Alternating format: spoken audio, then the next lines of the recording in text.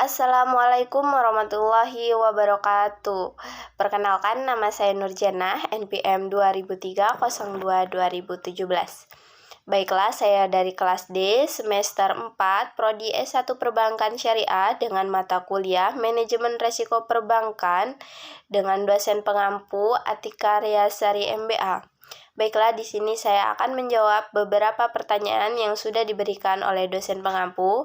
Jawaban yang pertama yaitu penyebab kredit bermasalah dari aspek resiko kredit, yaitu aspek pertama itu adalah aspek kualitatif, yang dimana siklus bisnis dan industri menurun. Aspek yang kedua itu adalah aspek kuantitatif, yang dimana realisasi penjualan lebih rendah dibandingkan target, dan contohnya yaitu harga sawit bisa menurun kapan saja. Yang jawaban kedua yaitu penyebab kredit bermasalah dari aspek operasional, yaitu adalah aspek yang melalui tahapan seperti pencairan kredit, contohnya seperti kesalahan dalam menginput data nasabah dan akan menimbulkan resiko kerugian yang cukup besar. Jawaban yang ketiga yaitu cause atau penyebab utama kejadian resiko operasional adalah faktor manusia, kegagalan proses internal, kegagalan sistem teknologi, dan kejadian eksternal.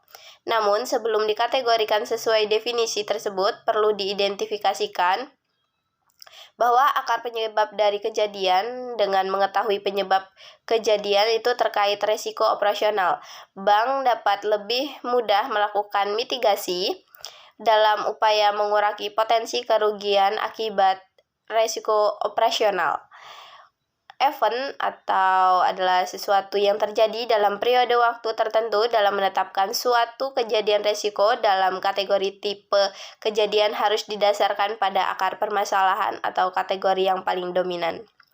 Efek atau dampak yaitu adalah resiko yang timbul karena tidak berfungsinya sistem internal yang berlaku, kesalahan manusia, kegagalan sistem, dan faktor eksternal seperti bencana alam demonstrasi yang besar.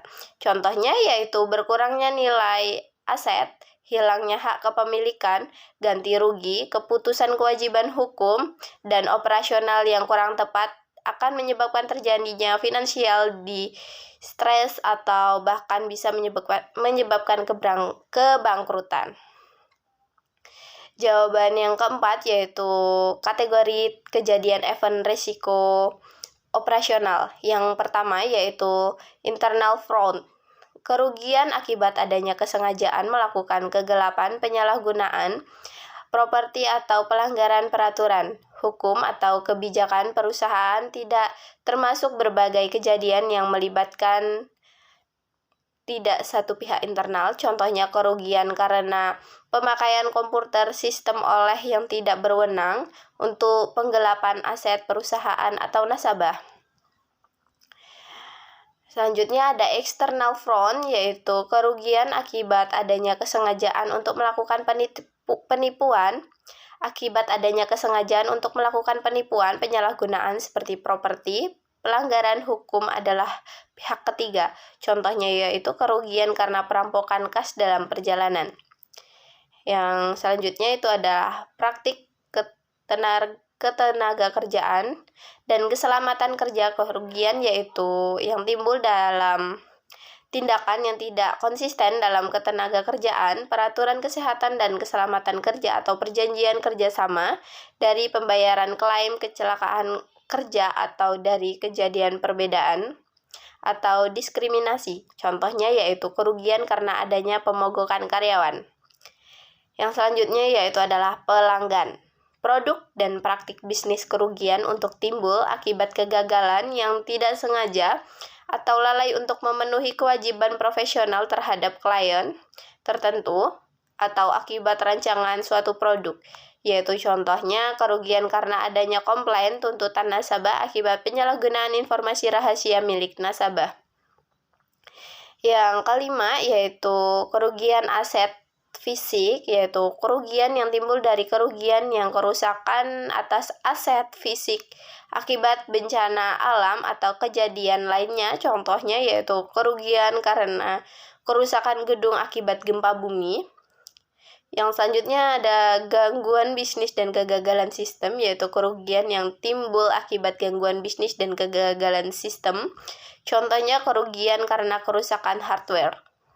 Eksekusi yaitu adalah pengiriman dan manajemen proses. Kerugian akibat kegagalan proses transaksi atau memanajemen proses yang berhubungan dengan pihak lawan dan vendor. Contohnya adalah kerugian karena adanya kesalahan pembukuan akunting. Jawaban yang kelima yaitu adalah yang pertama ada transparansi, itu keterbukaan dalam melaksanaan proses pengambilan keputusan dan keterbukaan dalam mengungkapkan informasi material dan relevan mengenai perusahaan. Contohnya yaitu perusahaan harus menyediakan informasi secara tepat waktu, memadai, jelas, akurat, dan dapat diperbandingkan serta mudah diakses secara stakeholder. Dan yang kedua yaitu ada independensi. Untuk menjalankan GCG, perusahaan harus dikelola secara independen sehingga masing-masing organ perusahaan tidak saling mendominasi dan tidak pula diintervensi oleh pihak lain, yaitu contohnya masing-masing organ perusahaan harus menghindari dominasi, tidak terpengaruh kepentingan tertentu, bebas dari konflik of interest dan segala pengaruh atau tertekan untuk menjamin pengambilan keputusan yang objektif. Yang ketiga, ada responsibilitas, adalah kesesuaian di dalam pengelolaan perusahaan terhadap peraturan perundang-undangan dan prinsip-prinsip korporasi yang sehat. Contohnya adalah organ perusahaan yang harus berpegang pada prinsip kehati-hatian dan memastikan kepatuhan terhadap peraturan perundang-undangan, anggaran dasar, dan peraturan perusahaan. Dan yang keempat yaitu ada kewajaran dan kesetaraan. Dalam melaksanakan kegiatan, perusahaan harus memperhatikan kepentingan pemegang saham dan stakeholder lainnya berdasarkan asas kewajaran dan kesetaraan, yaitu contohnya pemberian kesempatan kepada stakeholder untuk memberikan masukan atau menyampaikan pendapat bagi kepentingan perusahaan, serta membuka akses terhadap informasi sesuai dengan prinsip transparansi dalam lingkungan atau lingkup kedudukan masing-masing.